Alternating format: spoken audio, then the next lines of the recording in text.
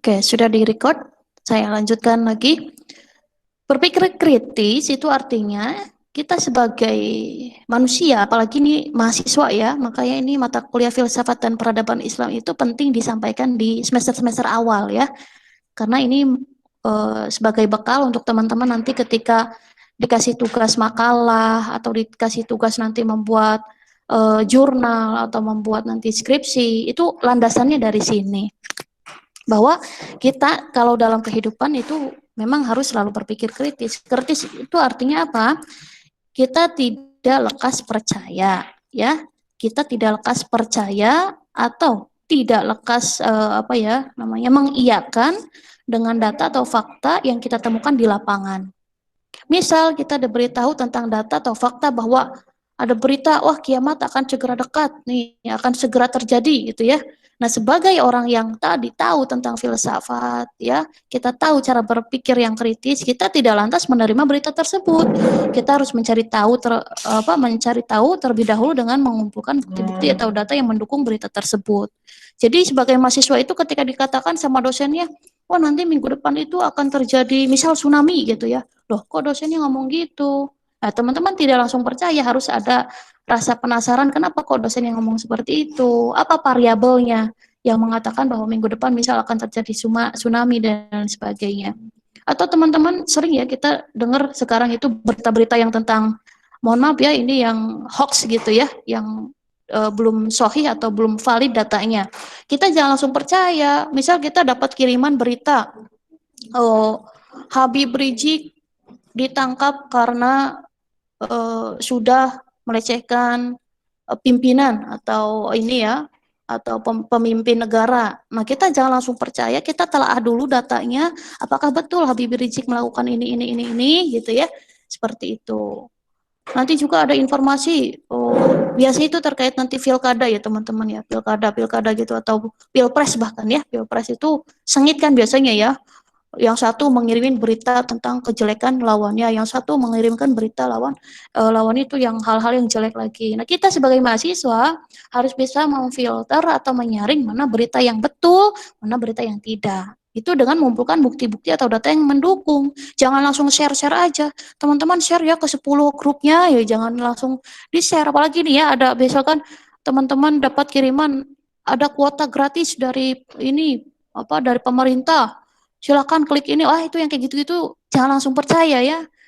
Ini mahasiswa tuh di sini yang membedakan mahasiswa dengan yang mohon maaf ya yang bukan mahasiswa itu kita bisa berpikir kritis, itu penting berpikir kritis itu supaya kita tahu mana yang benar dan mana yang tidak benar itu. Yang kedua, berfilsafat juga ya memiliki manfaat agar kita bisa berpikir logis. Berpikir logis itu artinya masuk akal. Masuk akal ya, contohnya ketika kita melihat api yang berkobar, kita ingin memadamkan api tersebut. Nah, apa yang akan kita lakukan? Bagi orang yang punya akal ya, bagi orang yang punya akal pastinya akan memadamkan api itu dengan api, bukan dengan bensin. Kalau dengan bensin justru makin apa? Makin besar apinya gitu. Teman-teman, ketika teman-teman misalkan dalam keadaan yang lapar, itu kan logikanya berarti, oh saya membutuhkan makan, gitu.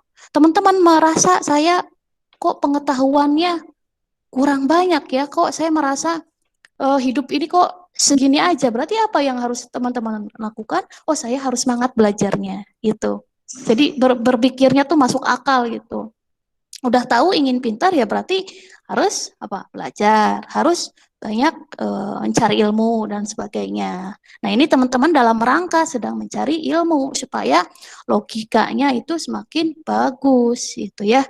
Nah berfilsafat juga itu mengajak teman-teman untuk berpikir analitis.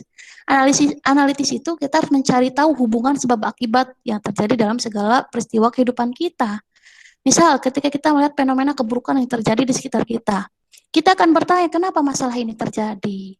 Bagaimana saya bisa menyelesaikan masalah ini? Hikmah apa yang saya bisa ambil dari adanya masalah yang saya hadapi ini? Jadi berpikir analitis itu kita betul-betul sebelum menyalahkan orang lain, biasanya kan gitu ya. Kita ketika ada masalah, oh ini nih, karena si A nih, jadi saya akhirnya punya masalah seperti ini. Nah, harusnya itu cross check dulu kenapa masalah ini bisa terjadi. Kok masalah ini bisa terjadi? Kenapa? Bagaimana saya menyelesaikan masalah ini? Dan hikmah apa ya atau pelajaran apa yang bisa saya dapatkan dari apa? Dari adanya ujian ini itu. Jadi apapun kondisi teman-teman nanti ketika UTS kan, dari Bu Meta tugas, dari ini tugas, dari ini tugas, wah banyak banget. Nah, ketika dihadapkan masalah yang seperti itu, bagaimana cara menyelesaikannya?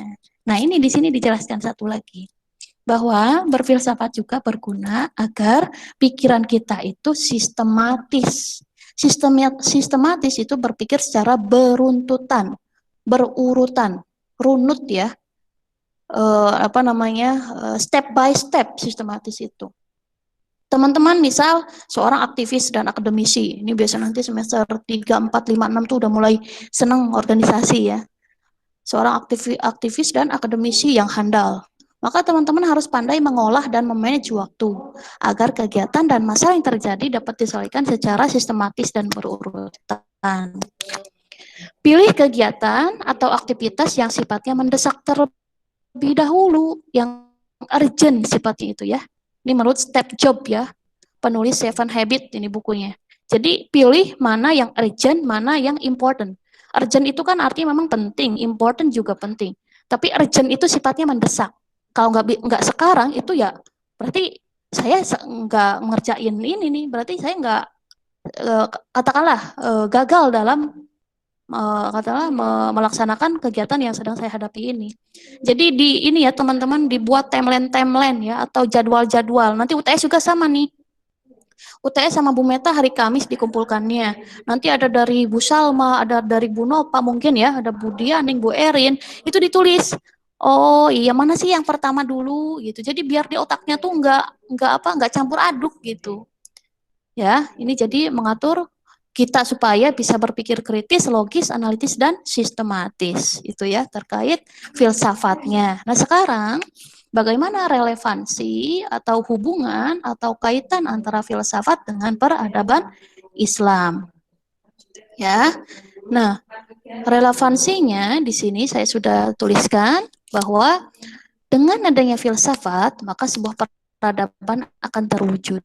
Jadi dengan manusia itu berpikir, maka peradaban akan terwujud. Artinya filsafat adalah alatnya yang menjadikan sebab karena kita berpikir. Jadi sebabnya itu karena kita berpikir. Dan peradaban adalah hasilnya. Kalau manusia tidak berpikir, maka tidak akan menghasilkan peradaban. Jadi peradaban itu adalah akibat dari adanya berpikir. Ada hubungannya di situ ya. Hubungan sebab akibatnya. Karena kita berpikir, maka peradaban ada.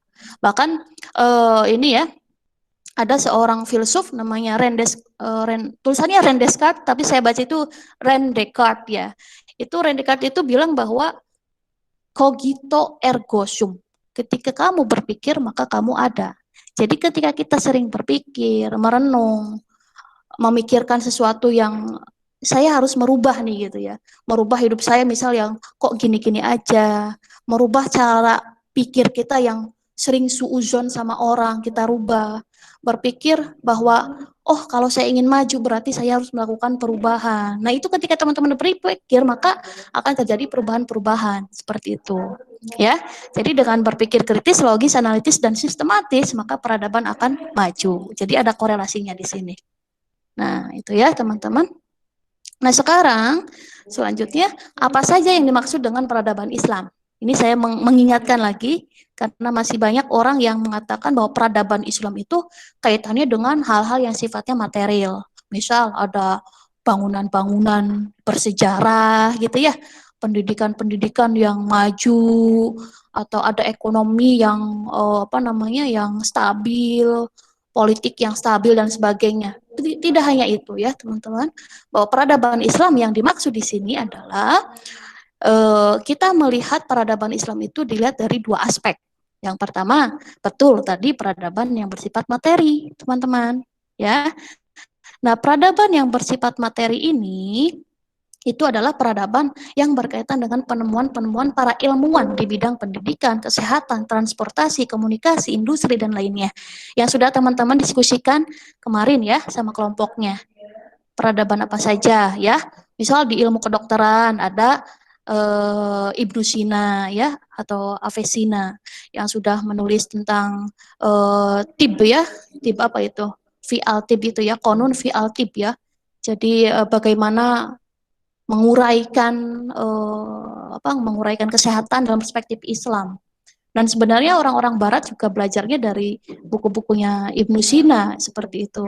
Tapi sayangnya memang waktu itu kan ini ya perpustakaan itu dibakar sehingga data-data yang penting bagi mereka itu diambil dan dipelajari ya, diterjemahkan ke berbagai bahasa kemudian dipelajari. Tapi sebetulnya para ilmuwan itu yang katakan yang orisinilnya itu memang dari Islam. Tapi tidak usah kita terlalu baper dengan masa lalu kita itu ya. Biarlah itu masa lalu yang patut kita itu ya kita kenang, kita hargai, kita jadikan ibroh atau pelajarannya untuk diri kita sendiri minimalnya ya. Ketika melihat oh dulu maju nih apa nih sekarang yang saya bisa berikan gitu. Jangan terbuai dengan menyalahkan ya, jangan terlalu sering menyalahkan sekarang. Kenapa sih sekarang kok Islam nggak maju? Salah siapa? Wis gak usah nyalahin orang ya. Yang penting kita balik ke diri sendiri. Saya selalu bilang itu ya, ibda bin nafsik. Kembalilah pada diri sendiri ya. Bahkan dalam Al-Qur'an disebutkan kan bahwa Allah itu tidak akan merubah suatu kaum kalau dirinya tidak mau merubahnya. Jadi nggak usah nyalahin orang, nggak usah cari kambing hitam. Ini siapa yang membuat Islam jadi mundur seperti itu, tidak usah mencari kambing hitam itu. Biarlah itu jadi sejarah. Sekarang tugas kita itu adalah bagaimana kita merubah diri sendiri itu ya.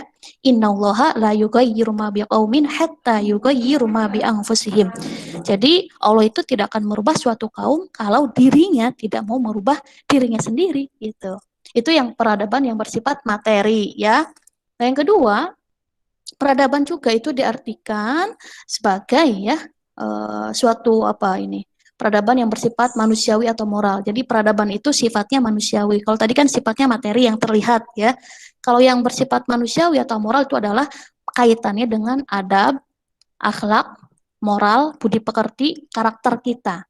Yang dimaksud dengan peradaban di sini adalah peradaban yang berkaitan dengan moral manusia ya. Ada istilah inner beauty ya. Inner beauty itu adalah kecantikan dari dalam, perilaku keindahan yang munculnya itu dari dalam diri seseorang atau dari hati seseorang. Perilaku apa yang katakanlah yang sesuai dengan peradaban Islam ya pastinya perilaku-perilaku yang positif.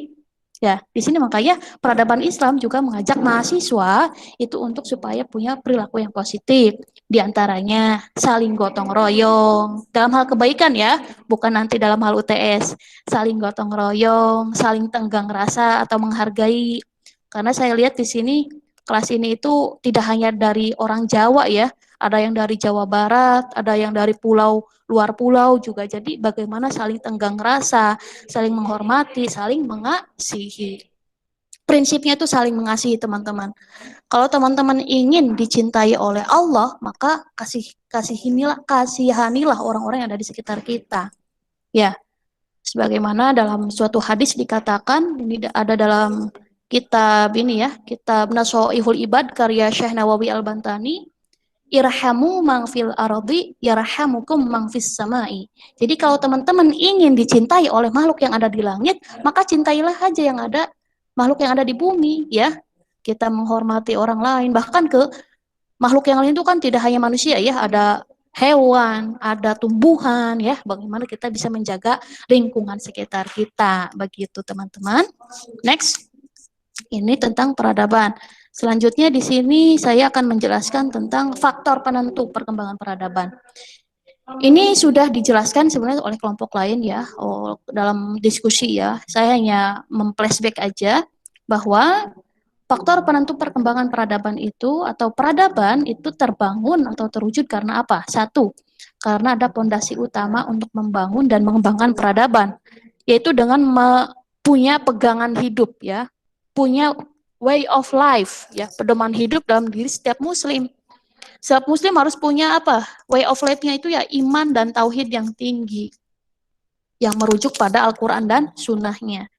Jadi kenapa dulu kok berkembang bagus? Karena ya tadi keimanan dan ketauhidannya itu betul-betul kuat ya teman-teman, dan bahkan mereka itu menjadikan Al-Quran dan hadis itu sebagai pedoman dalam hidupnya itu. Nah sekarang kok enggak, berarti ya kebalikannya, banyak orang yang sudah lalai dan lupa gitu. Yang kedua, perkembangan ilmu pengetahuan itu adanya perkembangan ilmu pengetahuan. Jadi faktor perkembangan peradaban itu salah satunya itu ditentukan oleh adanya perkembangan ilmu pengetahuan. Majunya peradaban disebabkan oleh majunya pendidikan atau majunya budaya literasi atau membaca pada setiap orang.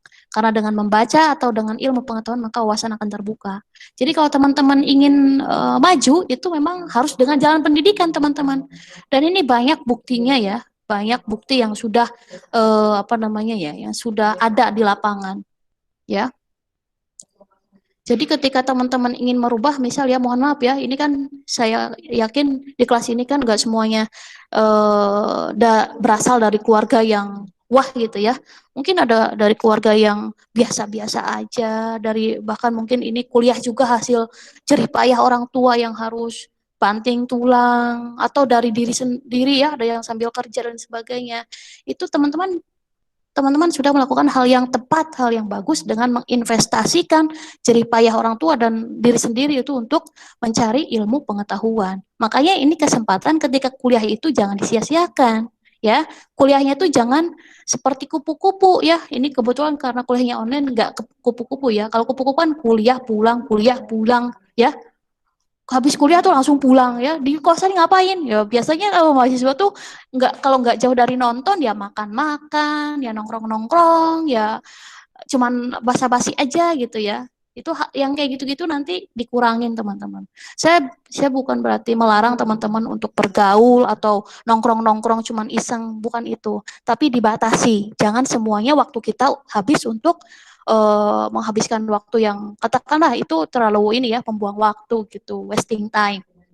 Terus yang selanjutnya ya tadi ada tipe mahasiswa yang kura-kura itu kuliah rapat, nanti biasanya itu para aktivis dan akademisi ya, habis kuliah rapat, sibuklah orangnya ya, tipe mahasiswa. Nah itu kalau bisa teman-teman tuh menyibukkan diri, manfaatkan kuliah selama 4 tahun ini. Jadi jangan menyanyiakan amanah orang tua, menyanyiakan orang-orang yang menaruh harapan banyak pada teman-teman. Tapi jangan dijadikan beban juga. Wah nanti ini beban bagi saya ini.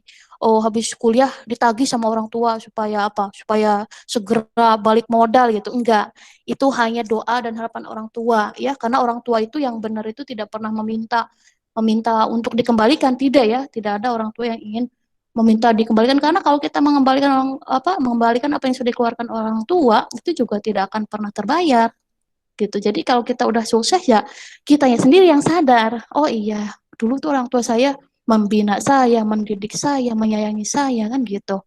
Jadi jadikan itu sebagai motivasi ya, atau jadikan itu sebagai alat untuk teman-teman supaya berpikir maju terus gitu. Ya, jadi pilihlah mahasiswa yang kura-kura, yang meskipun jalannya bukan itu ya, bukan kura-kura ke hewan ya, tapi itu singkatan kuliah rapat gitu.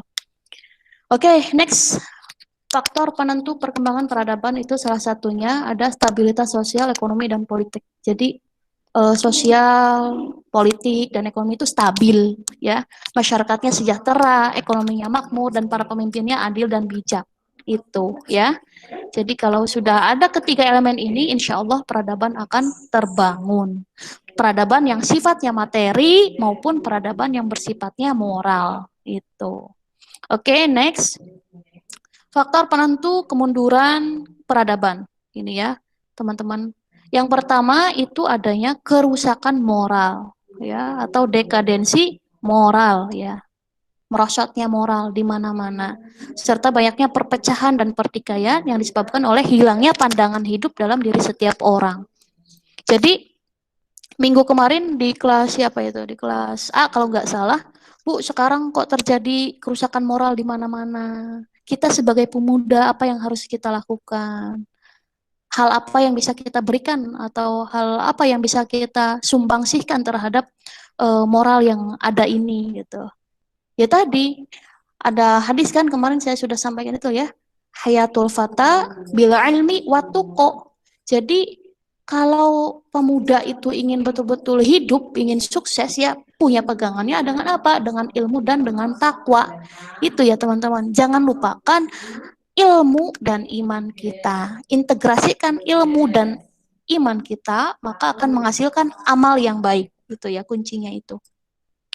Terus yang kedua, kenapa kok peradaban mundur? Karena ilmu pengetahuan merosot ya. Kalau tadi kan maju, ini sebaliknya merosot ya. Merosot itu mundur maksudnya. Manusia sudah banyak meninggalkan literasi atau budaya membaca.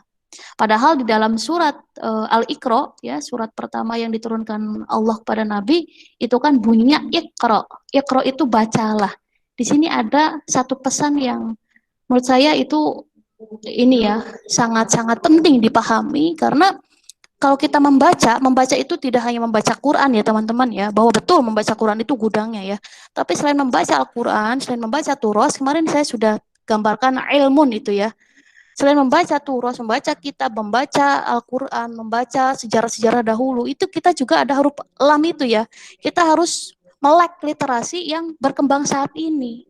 Informasi yang berkembang saat ini. Dapatnya dari mana, Bu? Bisa dari jurnal atau buku. Begitu, teman-teman. Jadi, ketika ada waktu, sempatkan untuk membaca. Ini apalagi semester 2. Ya, semester 2 itu lagi senang-senangnya membaca harusnya. Karena ketika dari semester 2, itu nanti ke semester selanjutnya, 3, 4, 5, 6, ketika ada tugas-tugas bikin makalah tuh nggak kaget. Karena otaknya itu udah terisi. Kita punya bank data, punya simpanan data di otak kita. Kenapa kita bingung mau menguraikan tulisan? Karena kitanya nggak punya literasi di sini, nggak punya ada bacaan di sini di otak kita.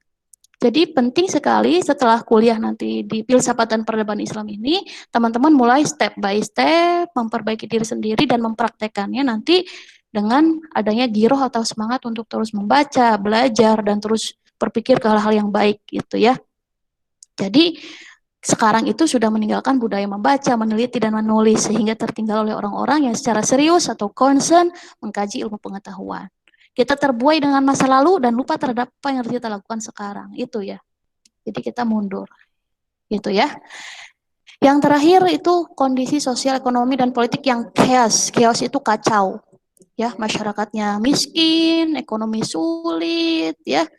Pemimpin juga yang zalim atau tidak adil, seperti itu. Makanya di sini kan ada beberapa faktor ya teman-teman, tapi kita tidak bisa menyalahkan, wah ini gara-gara pemimpinnya sih nggak adil atau zalim, wah ini karena ini, karena. Nah itu, saya tadi bilang tidak usah terlalu berpikir atau menyalahkan ke orang lain dulu, mulailah dari diri sendiri dulu. Bahkan ini Gus Dur juga pernah memberikan pesan kepada anaknya ya, anaknya yang jadi polisi itu siapa itu?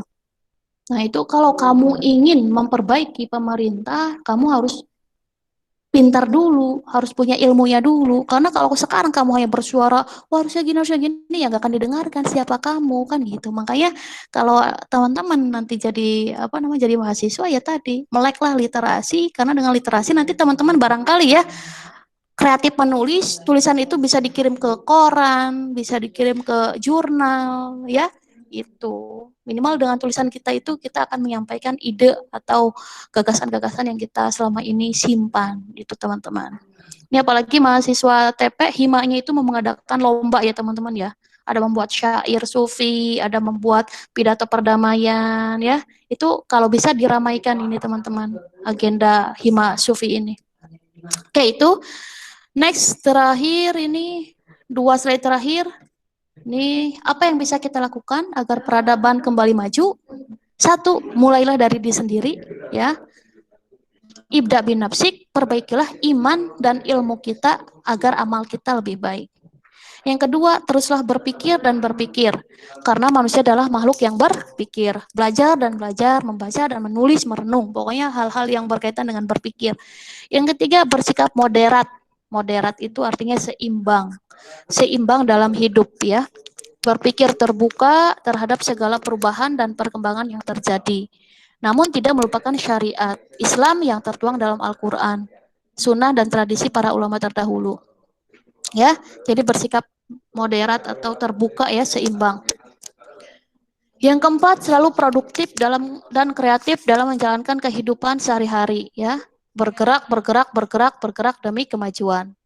Ini kalau dalam psikologi itu ada tokohnya Carl, Carl Rogers ya. Carl Rogers itu memandang manusia yang apa namanya, manusia yang sehat pribadinya itu adalah manusia yang produktif. Jadi kalau nggak produktif itu berarti kita sedang sakit ini teman-teman ya. Jadi kalau teman-teman sehari-harinya tidak ada yang dilakukan, itu berarti menurut Carl Rogers ini kita berarti dalam keadaan sakit. Apakah kita lagi ada pikiran atau mungkin sakit psikis, apa sakit fisik, sakit psikis, bahkan sakit spiritual ya. Akhirnya malas-malasan dan sebagainya. Jadi teruslah kita bergerak ya. Bergerak itu dalam artian terus produktif, berpikir maju dan sebagainya. Nih feedback perkuliahan hari ini, coba teman-teman renungkan ya, direnungkan. Apa Bu yang harus saya renungkan? Perubahan apa saja yang Anda inginkan dalam hidup yang Anda jalani? Perubahan apa sih sebenarnya? Misal nanti tuliskan dua ya, dua perubahan yang ingin saya tuliskan. Satu, saya ingin berubah agar hidup saya lebih termanage dan tidak membuang-buang waktu atau tidak malas-malasan. Dua, saya ingin menjadi pribadi yang lebih baik, yang lebih sopan pada orang lain, yang santun pada orang tua dan lain sebagainya. Itu ya, itu kan ada perubahan gitu. Nah, hal apa yang Anda lakukan agar perubahan tersebut dapat terwujud? Misal satu, saya akan semangat dalam belajar, saya akan apa? Saya akan lebih giat bangun pagi gitu ya. Tiga, saya akan melakukan hal-hal yang positif gitu. Jadi perubahan apa yang Anda inginkan dan hal apa yang bisa dilakukan. Itu feedback perkuliahan hari ini. Ya, setelah itu setelah mengumpulkan feedback perkuliahan, teman-teman boleh selesai kuliahnya dengan saya dan melanjutkan melanjutkan aktivitas lainnya. Begitu teman-teman untuk perkuliahan hari ini. Ini baru masuk ini, Saiful Anam sama Widya. Begitu ya, ada yang mau ditanyakan dulu?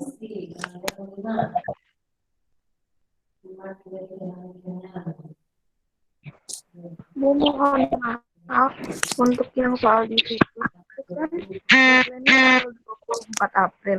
Itu kita kumpulkannya lewat ikhlas atau lewat email Ibu?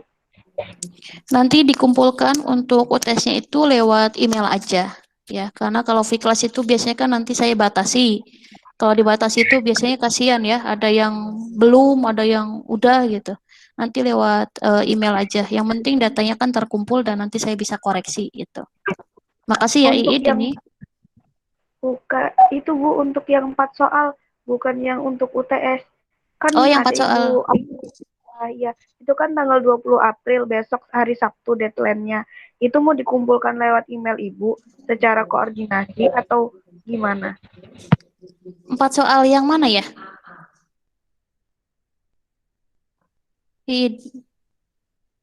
Yang barusan. Yang barusan hari Sabtu itu. Hari Sabtu, saya bikin soal tugas ya? Oh, mohon maaf Bu, PSI ternyata. Sebentar, Oh sebentar. iya.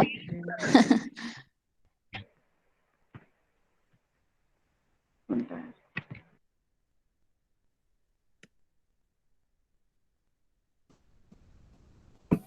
PSI dikumpulin lewat V-Class.